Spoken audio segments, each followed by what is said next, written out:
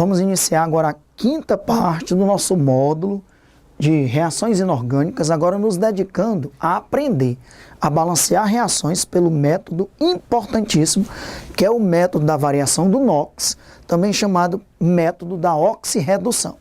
Então vamos para alguns exemplos. Aqui o primeiro, o fósforo reagindo com ácido nítrico, e água, produzindo ácido fosfórico e o monóxido de nitrogênio. Primeira regra, você tem que verificar quais os elementos que variaram o NOx, ok? Para você descobrir quais os elementos que variaram o NOx, você vai colocar o NOx em todos os elementos. Substância simples, o NOx é 0.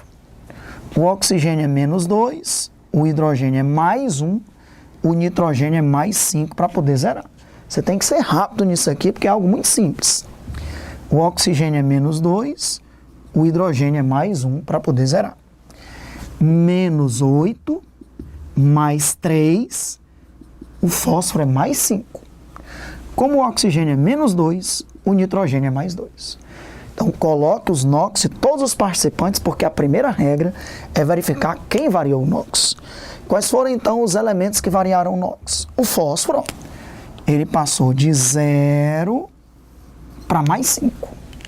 E outro elemento que variou o NOx foi o nitrogênio, que passou de 5 para 2. Os outros elementos não variaram o NOx. O hidrogênio é sempre +1 e o oxigênio é sempre -2, certo? Então, primeira regra, verifique os elementos que variaram o NOx. Segunda regra, veja quanto foi a variação do NOx. Vamos só confirmar que de 0 para +5, o fósforo perdeu elétrons. Quem perde elétrons sofre oxidação. E quem sofre oxidação é o agente redutor. A rigor, para balancear, não precisa dizer isso. Só que, em geral, essas reações de oxirredução, ele faz perguntas sobre isso. O nitrogênio, ao passar de +5 para +2, ganhou 3 elétrons. Quem ganha elétrons sofre redução. E quem sofre redução é o agente oxidante. Agora sim, vamos usar a segunda regra, né? Primeira regra, verificar quem variou o NOx. Segunda regra, você vai calcular a variação total do NOx. Quanto foi a variação total do NOx do fósforo de 0 para 5? De 0 para +5, ele perdeu 5 elétrons. Aí você multiplica essa variação pela maior atomicidade do fósforo.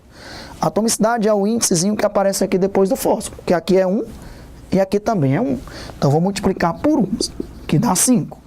Então pegue a variação do NOx de 0 para 5, 5, e multiplique pela maior atomicidade. Um fósforo de um lado, um fósforo do outro, multiplica por 1. Tivesse 2 de um lado, 3 do outro, multiplicaria por 3, pela maior atomicidade. Vamos fazer agora a mesma coisa para a variação do NOx do nitrogênio. De +5 para +2, variou 3. Multiplique pela maior atomicidade do nitrogênio. 1 no reagente e 1 no produto. Então, vou multiplicar por 1. Então, está aí a segunda regra já colocada em prática. Primeira regra, verifique quem variou o NOx. Segunda regra, calcule a variação total do NOx, que é pegar a variação e multiplicar pela maior atomicidade. Terceira regra, você vai trocar um pelo outro. A variação de quem sofreu oxidação, você vai jogar em quem sofreu redução. E a variação de quem sofreu redução, você vai jogar em quem sofreu oxidação. Troca um pelo outro. Às vezes a gente costuma dizer, troca a variação do oxidante pela do redutor, e vice-versa. Por que a gente troca? Pessoal, porque numa reação de oxirredução, o número de elétrons perdidos e ganhos tem que ser iguais. Veja que de 0 para +5, o fósforo perdeu 5 elétrons. De +5 para +3, o nitrogênio ganhou 3 elétrons. Eu não posso perder 5 e ganhar 3. Quando eu trago 3 para cá e o 5 para lá, 3 vezes 5, 15. 5 vezes 3, 15. Aí o número de elétrons perdidos e ganhos passam a ser iguais. Agora você entende por que a gente troca um pelo outro. Porque eu tenho que igualar o número de elétrons perdidos e ganhos numa reação de oxirredução. Eu não posso perder 5 elétrons e ganhar 3.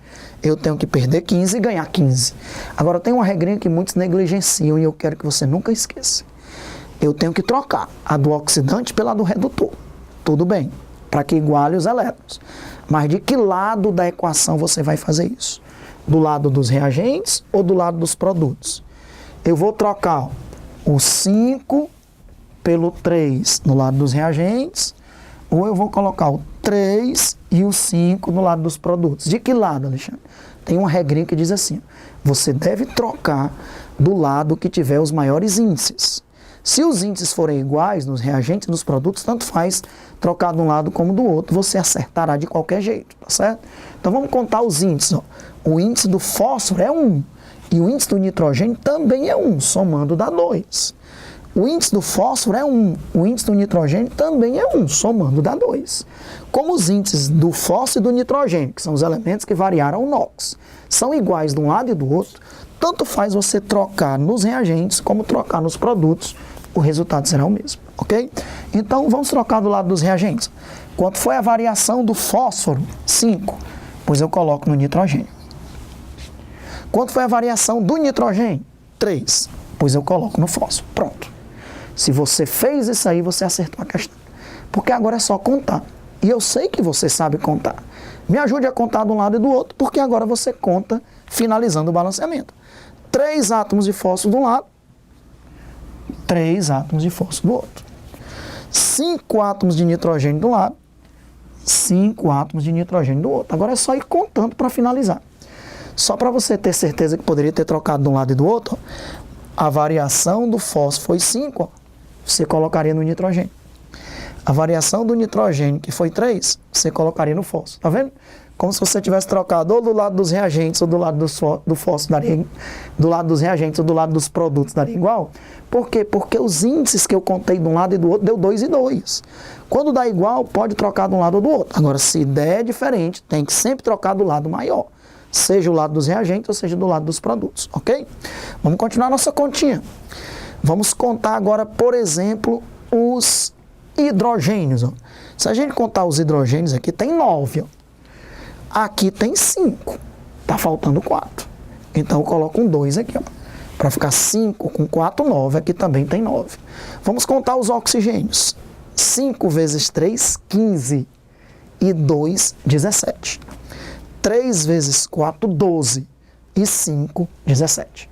17 átomos de oxigênio de um lado, 17 átomos de oxigênio do outro. Está aí a reação totalmente balanceada e já estão com os menores índices inteiros possíveis. Quais são as 3 regrinhas? Verifica os elementos que variaram o NOx.